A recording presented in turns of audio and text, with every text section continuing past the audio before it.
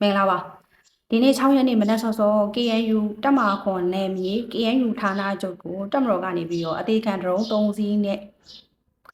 KNU အကြီးအကဲတွေရဲ့နေအိမ်တွေကိုခြေမုံနိုင်ခဲ့တယ်လို့ကြားသိရပါတယ်။နောက်ပြီးပြောပါမယ်ဒီနေ့2026ခုနှစ်2လပိုင်း6ရက်နေ့မနက်9နာရီဝန်းကျင် KNU တပ်မခွန်နယ်မြေ KNU ဌာနချုပ်မှာရှိသော KNU အကြီးအကဲများရဲ့နေအိမ်ကိုတပ်မတော်ကအသေးခံဒရုန်းတွေနဲ့ဘုံကျဲရှင်းလင်းနိုင်ခဲ့ပါတယ်ဆိုတော့ဒီနေ့ကျွန်မသတင်းလေးတစ်ပုဒ်ဖွင့်ပြပေးမယ်ရှမ်းပြည်နယ်မြောက်ပိုင်းလာရှုံမြို့နယ်နန့်ပေါင်တိုက်နယ်ဝန်ဆယ်ကြီးရွာကဒေသခံပြည်သူတွေရဲ့နေရာတွေပေါ်မှာရွှေတူးဖော်ဖို့ MNDAA ကိုကန့်တပ်ကဖေဖော်ဝါရီ1ရက်မှာတရုတ်လုပ်ငန်းရှင်တွေကိုခေါ်ခဲ့ပါတယ်။ကြီးရွာရမီရဖတွေနဲ့ပြည်သူတွေကိုအတိပေးတာမရှိဘဲကိုယ့်ရဲ့ဒေသမှာရွှေတူးဖော်မှာကိုလက်မခံတဲ့ပြည်သူတွေက MNDAA ကိုကန့်တပ်ကိုကန့်ကွက်ဆန္ဒပြခဲ့ပါတယ်။အဲ့ဒီလိုဆန္ဒပြတဲ့ပြည်သူတွေက36ယောက်ကိုရိုက်နှက်ဖမ်းဆီးခဲ့တာပါ။လက်ရှိ29ယောက်ကိုပြန်လွှတ်ပေးပြီး9ယောက်ကိုတော့ဆက်လက်ဖမ်းဆီးထားရမှာဒဏ်ရာပြင်းထန်တဲ့သူတွေအတက်အန်ဒီရဲ့စိုးရိမ်ရတယ်လို့ရှမ်းကြောင်းသားများတမကကပြောပါတယ်။လူခွင့်ရေးအဖွဲ့တွေဘယ်ရောက်နေကြလဲ။အခုလက်ရှိအရှိတီမောနိုင်ငံမှာကျမတို့နိုင်ငံတော်ကြီးကဲကိုတရားစွဲဆိုပါတယ်ဆိုတဲ့ချင်းလူခွင့်ရေးအဖွဲ့တွေဘယ်ရောက်နေကြလဲ။ကိုကန်ဘုံမှကိုကန်ကငါတို့ NUG ရဲ့မဟာမိတ်ကွာကိုကန်ကငါတို့ PDF တွေရဲ့ဒေဒီဖာသာပပဖေဖေကြီးပါကွာဆိုပြီးတော့တစ်တုံညာနှစ်ကွန်စစ်စင်ရေးမှာကိုကန်ဘောကိုမခဲ့တယ်ဘုံကျော်တဘဝချန်နေဘာပြောမလဲဟောင်စီတို့လောင်မြတ်ကျော်တို့တစ်ချိန်လုံးကိုကန်ဘောကိုမခဲ့ငုံခဲ့တဲ့ကောင်တွေဘာပြောမလဲအဲ့ဒါအာနာရှင်ပဲအာနာဆိုတာတနက်ပြောင်းဝါကလာတယ် Animal Fan တစ်ချိန်လုံးပြောတယ်ဒါမဲ့ဒီကောင်ဒီမှာ Animal Fan ကိုဖတ်တတ်တဲ့အသိဉာဏ်အုံနောက်မရှိလို့ကြောချမှာဓမြမဲသိရတဲ့ဘဝပဲနော်ဆိုတော့နောက်ထပ်သတင်းတစ်ပုဒ်ကျွန်မဖတ်ပြပေးမယ်ဒီသတင်းလေးကတော့ကြာပြီဒါပေမဲ့ကျွန်မရှေ့ရက်က ITJ ကိစ္စနဲ့ဒီပွဲလုပ်ဖို့ကိစ္စတွေနေစိမ့်မှာကြိုးစိုးဖို့တွေကိုလုံးပန်းနေရတာနဲ့ဒီသတင်းကိုမပြောပြတာအဲ့ဒါကတော့ကြောက်စက်ခရိုင် PDF တွေက PDF တပ်ဖွဲ့မှာဒေါင်းမာလေးအမည်ရှိသော PDF အမျိုးသမီးကိုဒေါင်းကြီးတွေနဲ့ဗရက်ကြီးတွေကဝိုင်းပြီးတော့ဘလက်ကာရပြုခြင်းနဲ့လူသက်တဲ့မရိကျင့်နဲ့ပြီးရင်ဒီမျိုးသမီးရဲ့အဝတ်မပါတဲ့ကိုလုံးတီးခန္ဓာကိုယ်ကြီးကိုအေယာရီမြစ်ထဲကိုမျောပြီးတော့လူသက်မရိကျင့်အလောင်းဖြောက်တဲ့ကိစ္စဟိုးရင်တွေကကျွန်မပြောခဲ့တယ်ဗျအဲ့ဒီကြောက်ဆက်ခရိုင် PDF မှာ CDN တူနာပြူရင်းမောအောင်ဆိုတဲ့အမျိုးသမီးကအဲ့ဒီ PDF အဖွဲ့ကနှုတ်ထွက်ချင်လို့နှုတ်ထွက်စာတင်တာကိုဒီမျိုးသမီးကိုချိန်နိုင်ရိုက်တယ်တနေ့ကုန်နေပူထဲမှာတော့တတိဆွဲခိုင်းပြီးတော့ဒဏ်ပေးပြီးတော့နေပူလုံးဝအရှိန်ကြောင့်တော့ဒီမိန်းကလေးက CDN တူနာပြူရင်မောအောင်ဆိုတဲ့အမိန်းမကလဲကျသွားတဲ့အခါမှာယောက်ျားတွေနဲ့တခန်းနဲ့အထက်ချုပ်ခန်းနဲ့တခန်းနဲ့ထည့်ပြီးချုပ်တာလေ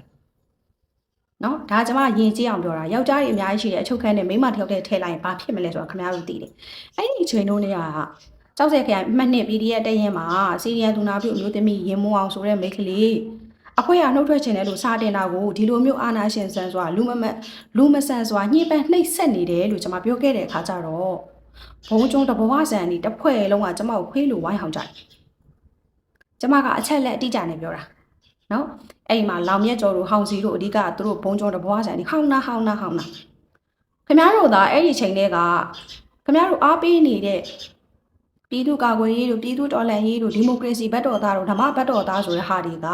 ကဗဇက်ကဖျားလက်ကကာယဖြစ်နေတဲ့အမားတွေကိုအဲ့ဒီအချိန်တွေကခင်ဗျားတို့ဝေဖန်ထောက်ပြခဲ့ရင်ဒီနေ့လောက်ထိအချိန်တွေကစိုးမှာမဟုတ်ဘူးဒါပေမဲ့ခင်ဗျားတို့ကခင်ဗျားတို့အမားကိုဘယ်သူပဲထောက်ပြအုံနဲ့ကျင်းတဲ့ခွေးတွေလိုပဲကြီးအားတွေလိုပဲเนาะခွေးအားတွေလိုပဲအခုဝဲတော်တွေလိုပဲခင်ဗျားတို့ကအုံနဲ့ကျင်းတဲ့ဝိုင်းပြီးကြိုက်ကြတာရန်ရှာကြတာကို့အမားကိုသူများကထောက်ပြလို့ရှိရင်အဲ့ဒီလိုအမားမျိုးနောက်တစ်ချိန်ထပ်ပြီးမကျူးလွန်ရအောင်ပြင်ဆင်နိုင်ရမယ်စင်စင်နိုင်ရမယ်ဒါမဲ့ခင်ဗျားတို့မှာပြင်ဆင်တာတွေစင်ကြင်တာတွေမရှိဘူးခွေးအားတွေလိုဝဲတော်တွေလိုတစ်ချိန်လုံးအုံနဲ့ကျင်းတဲ့ဝိုင်းကြိုက်ခဲ့တဲ့အတွက်အခုနော်ခင်ဗျားတို့ကိုယ်တိုင်ကမြေရီကန်ထိုးပြီးဟာကြောက်စဲခရိုင် PDF မှာဒီဒေါင်းမာလေးဆိုတဲ့ PDF မိန်းကလေးကိုဒီလိုလူသက်မရင်းချင်းအလောင်းဖြောက်ပြီးတော့ကိုလုံးဒီအဝတ်မပါနဲ့ဗလာချင်းနဲ့ခန္ဓာကိုယ်ကြီးအေးအောင်မြစ်ထဲမျောလိုက်တာဘလို့ဖြစ်ပါတယ်ညာလို့ဖြစ်ပါတယ်ခင်ဗျားတို့ကအခုမှပြောတာအမှန်တကယ်အဲ့ဒီလိုကိစ္စတွေစပြီးတော့ဖြစ်တဲ့ကဒီလိုကိစ္စတွေကိုတားဆီးရမယ်ဝေဖန်ရမယ်ထောက်ပြရမယ်အစားဝေဖန်ထောက်ပြတဲ့သူတွေကိုတော့ခွေးလိုဝိုင်းကြိုက်ခဲ့တဲ့အတွက်ဒီလိုမရိမှုတွေလူသက်အလောင်းဖြောက်တဲ့အာနာရှင်စံမှုတွေကိုတောတွင်းဥပဒေကိုအားပေးအားမြောက်လုပ်တဲ့အလိုတူအလိုပါတယ်မှာခမားတို့ online အားချောင်းတဘဝစံနေပါတယ်ဆိုတာလေမမေ့ပါနဲ့ဗျာနောက်တဲ့သတင်းပုတ်က တော်လိုင်းရေးတဲ့ရန်မုံငွေရှာဖွေရမှာဘာလို့ပဲခက်ခဲနေပါစေတဲ့မူရည်စည်းဝါနဲ့အလုပ်လုပ်ပြီးတော့ရန်မုံငွေရှာမှာမဟုတ်ဘဲနဲ့ဖြူစင်တဲ့ဒေါ်လာရေးဖြစ်တဲ့အတွက်ရန်ပုံငွေကိုမူရည်စည်းဝါဖြင့်ရှာဖွေမိမဟုတ်ပါဟုဒေါက်တာဇော်ဝေစိုးကပြောပါတယ်တဲ့။အဲ့ဒီဒေါက်တာဇော်ဝေစိုးပဲပြောခဲ့တာရခင်အန်နူဂျီရဲ့ကျန်းမာရေးဝန်ကြီးပညာရေးဝန်ကြီးနော်ပညာရေးကျန်းမာရေးဝန်ကြီးဌာနနှစ်ခုယူထားတဲ့ဒေါက်တာဇော်ဝေစိုးပြောတာ2026ဇန်နဝါရီနဲ့ဖေဖော်ဝါရီတစ်လပိုင်းနဲ့နှစ်လပိုင်းမှာနော်တစ်လပိုင်းနဲ့နှစ်လပိုင်းမကုန်ခင်မြေပြင်ပညာရေးတက္ကသိုလ်မြေပြင်စေးတက္ကသိုလ်မြေပြင်တူနာတို့တက္ကသိုလ်မြေပြင်အသက်မွေးဝမ်းကျောင်းပညာတက္ကသိုလ်မြေပြင်လူစွမ်းအားအရင်းမြစ်မြင့်တင်ရေးသင်တန်းကျောင်းတွေဖွင့်ပေးမယ်လို့ဇော်ဝေဆိုပြောခဲ့တာအခုနောက်26တစ်လပိုင်းကုန်ပြီ2လပိုင်းနဲ့ရောက်နေပြီခင်ဗျားတို့ပြောတဲ့မြေပြင်စေးတက္ကသိုလ်ဘယ်မှာလဲမြေပြင်တူနာတို့တက္ကသိုလ်ဘယ်မှာလဲမြေပြင်ပညာရေးတက္ကသိုလ်ဘယ်မှာလဲမြေပြင်လူစွမ်းအားအရင်းမြစ်ဖွံ့ဖြိုးရေးသင်တန်းကျောင်းတွေဘယ်မှာလဲ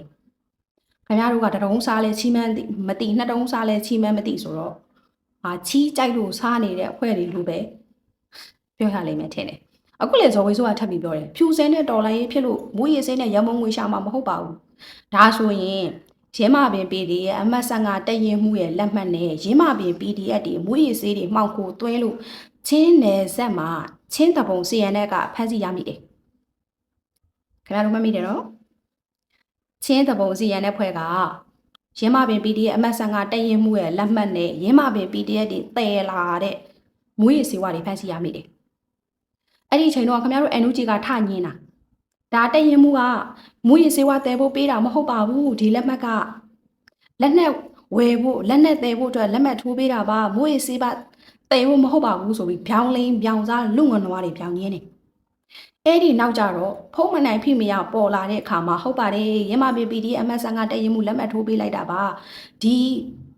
ဘိန်းမောင်ကိုကူးတဲ့မှုကိုကျွန်တော်တို့ NUG အစိုးရကစုံစမ်းစစ်ဆေးဖော်ထုတ်နေပါတယ်ဆိုပြီးခင်ဗျားတို့ပြောခဲ့တယ်ဒါဆိုရင်မူရည်စိတ်နဲ့တော်လိုင်းရပုံငွေမရှာဘူးဆိုရင်အဲ့ဒီအမှတ်ဆန်ကတည်ရင်မှုရင်းမပင် PDF မှောင်ကိုသွင်းတဲ့ဘိန်းတွေပြရရတာလေဟမ်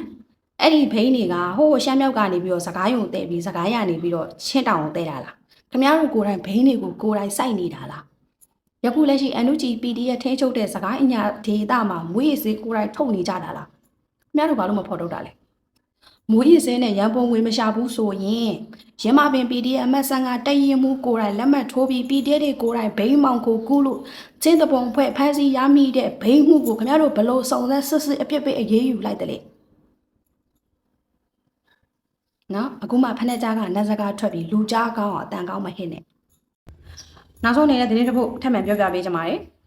မြင်းချံမြို့နယ်မှာတဲ့စစ်အုပ်စုကရွာစဉ်ပတ်မှွေစစ်ကြောင်းထိုးလူတက်လူရဲ့မီးရှို့နေတဲ့အတွက်ပြည်သူတွေထောင်ထဲချီပြီးတော့စစ်ပေးတင်းရှောင်နေရပါတယ်တဲ့အစားတောက်နေထိုင်ရေးတွေခက်ခဲဖြစ်နေပါတယ်တဲ့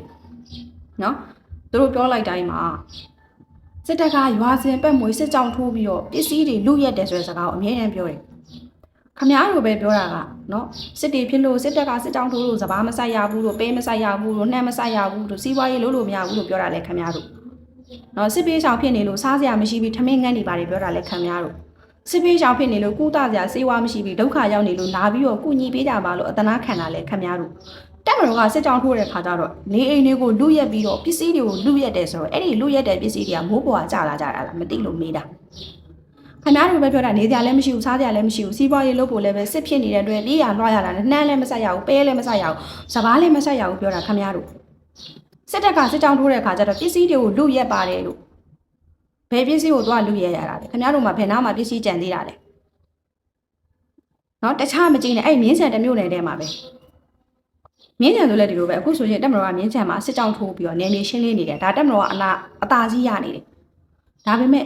မြင်းချံဘုံမိုက်ခဲတီတာရုံမင်းကိုအရှင်လိုချင်တယ်လို့အသင်လိုချင်တယ်လို့ဇီရိုပြောက်ကြားကောင်းဆောင်ကိုတက်ကြီးသူ့ဘာရတာကောင်မက်တီတာရုံမိုရဲ့ထမင်းကိုခေါင်းပေါင်းချင်ပါတယ်လို့သိရတောက်ချင်ပါတယ်လို့ခမရတို့ပဲပြောတာမြင်းချံပြည်သူစစ်ကောင်းဆောင်တီတာရုံမိုဆိုင်ငယ်ဖြစ်နေပြီမသိမရှင်ဖြစ်နေပြီဘလို့အထိနာသွားပြီခမရတို့ပဲရှာရိုးမရှိတာယောက်ျားတွေတည်းပဲဖာစကားပြောကြတာအခုကြတော့ပြန်တော့မြင်းချံမှာပြည်သူစစ်တပ်ဖွဲ့ဝင်တွေနဲ့တက်မတော်ကစစ်ကြောင်းထိုးနေလို့ခမရတို့ပြေးရတယ်လို့ပြောတာလဲခမရတို့နော်မြင်းချံပြည်သူစစ်ခေါင်းဆောင်ကိုဆက်ငယ်ဖြစ်အောင်လုပ်လိုက်ပြီးတော့အရေးပေါ်အခြေအနေရောက်အောင်အရေးပေါ်ခံနဲ့ရောက်နေပြီလို့ပြောတာလဲခမရတို့ နော်အဲ့ဒီလိုဗျမ်းမရာတွေပြောနေမှစားမတ်တီယာယူမောပေါက်တဲ့တေးကိုတစ်နေ့3ချိန်လောက်ခင်ဗျားတို့ပုံမှန်တောက်ပေးရမှာနော်အဲ့ဒါကြောင့်မှခင်ဗျားတို့ခုလိုတော့ပြောတောင်ပြောနော်ယူရင်ရွာသားကြီးကိုသွားလက်နဲ့ကင်ပြီးမယူနဲ့လက်နဲ့ကင်ပြီးယူရင်ဒေတာခံပြည်သူတွေဘဝတွေသိရတယ်လက်နဲ့ကင်ပြီးယူရင်ပြီးကျတဲ့လူသေးတဲ့အနာဂတ်တွေမဲ့တယ်ဆိုတော့လက်နဲ့ကင်ပြီးအယူမထနဲ့အယူထရင်မတ်တီယာယူမောပေါက်တဲ့တေးတစ်နေ့3ခွက်ခင်ဗျားတို့ပုံမှန်တိုက်ပေးမယ်